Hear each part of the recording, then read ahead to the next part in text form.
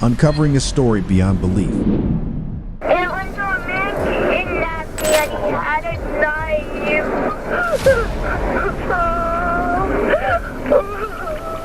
Oh no, here he comes. I got to go. Katie. This is the cold case of Katie Beers, a young girl whose life was marked by hardship and an unimaginable tragedy. Katie, a child of neglect and abuse, found herself caught up in a horrific trap when she was just 10 years old. Kidnapped by someone she knew and trusted, someone who had taken an interest in her well-being, Katie found herself in a terrifying situation in the hands of people she thought that loved her. Her story caught the attention of the entire country. The biggest question: what drove this trusted individual to commit such an unthinkable act? Let's trace the series of events that led to Katie's horrific captivity. The answers will both disturb and intrigue you. Stay tuned until the very end, because this story is not just about the darkness that one can create. It is about the strength of the human spirit, the courage that may come from even the most hopeless situations, and the lessons we all can learn from this shocking case. Now that's just the tip of the iceberg. Join me as this story is a reminder that even in the bleakest of circumstances, light can pierce through darkness. This story takes us to the quiet town of Bay Shore, located on Long Island, New York, a picturesque place where the blissful streets mask the darkest of secrets. And in this seemingly peaceful town, we meet Katie Beers. Katie was not your average 10-year-old. She had a lively personality that charmed everyone she met. Her captivating smile could light up a room, and her curiosity about the world around her was boundless.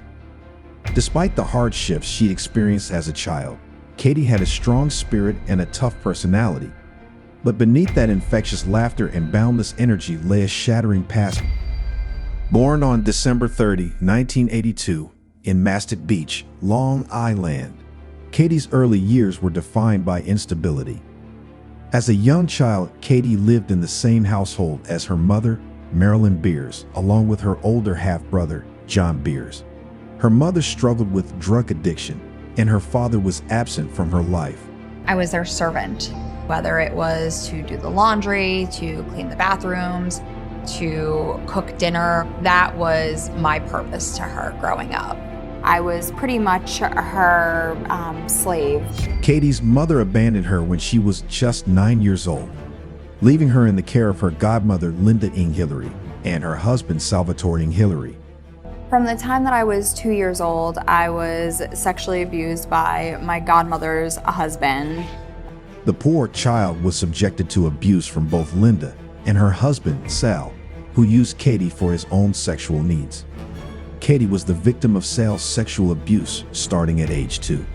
She would afterwards describe her grandparents' home as being cruel and claimed that she was treated like a serf and slave.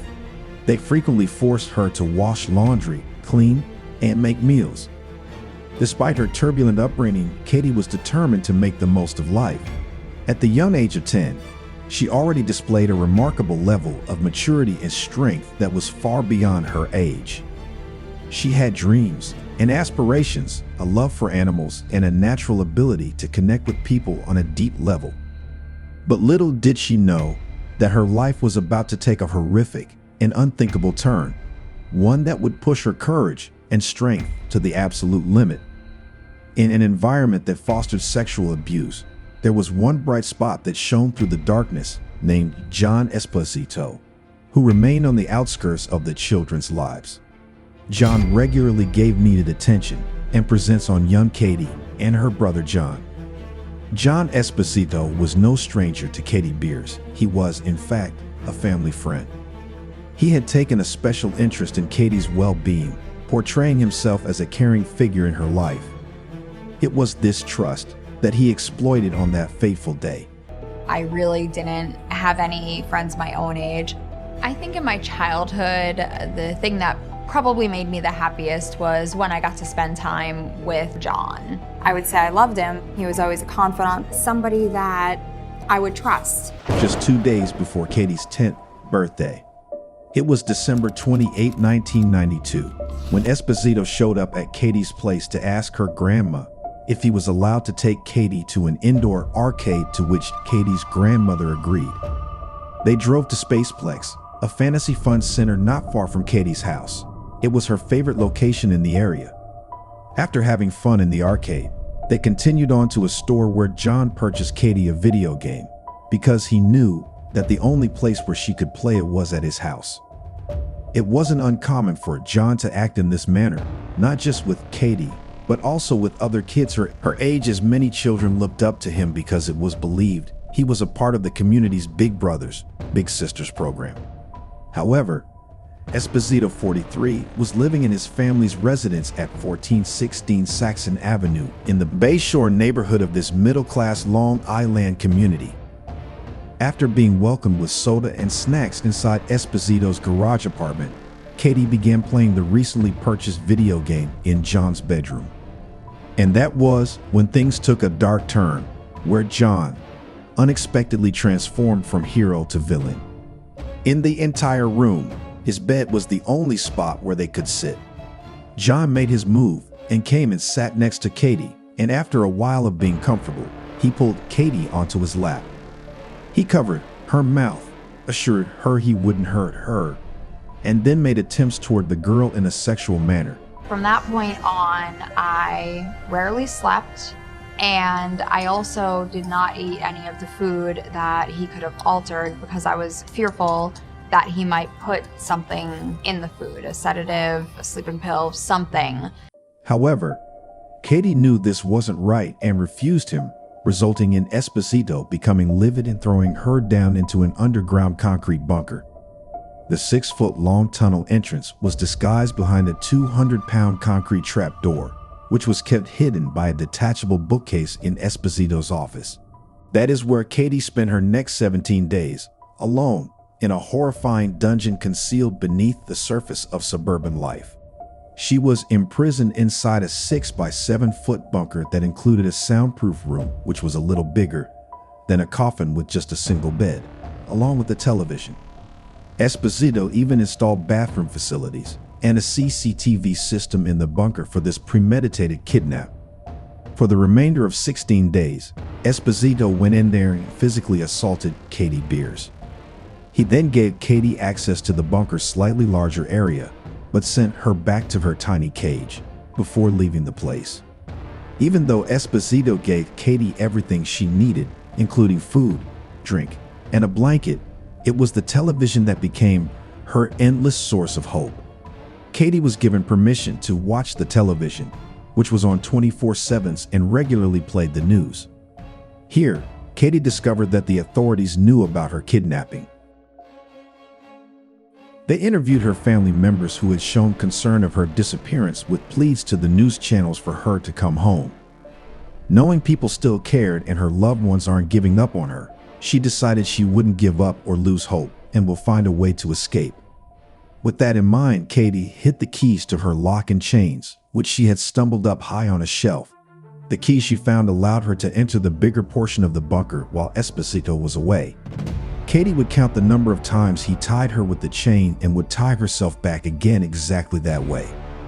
Esposito, fearing investigators were getting closer, wanted to take pictures of Katie with her eyes closed so that it looked as if she was dead, but Katie was able to remain up the majority of the time. She didn't want to take the picture knowing the hunt for her may end if it was seen that she was dead, and also out of fear that Esposito might further harm her while she slept.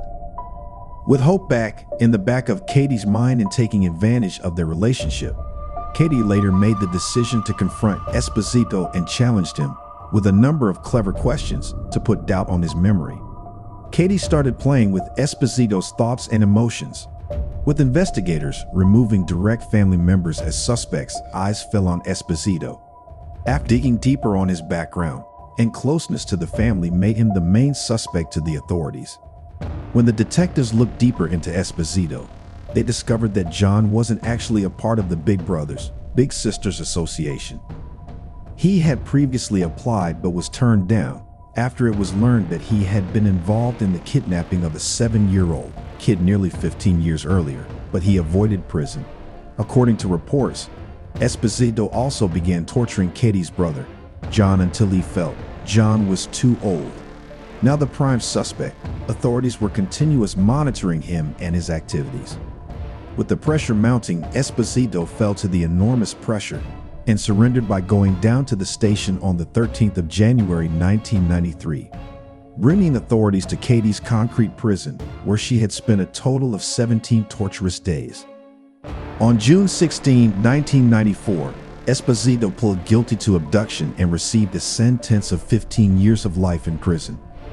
The plea agreement resulted in the dismissal of 10 pending counts, including sexual assault and threatening the life of a minor. Saling Hillary, who had sexually assaulted Beers before her kidnapping, was also brought to justice and was sentenced to 12 years in prison. In order to finally free herself from a life of abuse, Katie Beers was placed with a caring foster family located in East Hampton, New York. Today, Katie Beers is a survivor who has transformed her traumatic past into a message of hope and resilience. She is an amazing wife and mother to her 2 children and works for the National Center of Missing and Exploited Kids. Katie Beers' story shows the strength anyone can have once hope is provided. If you like this cold case, check out the one on screen.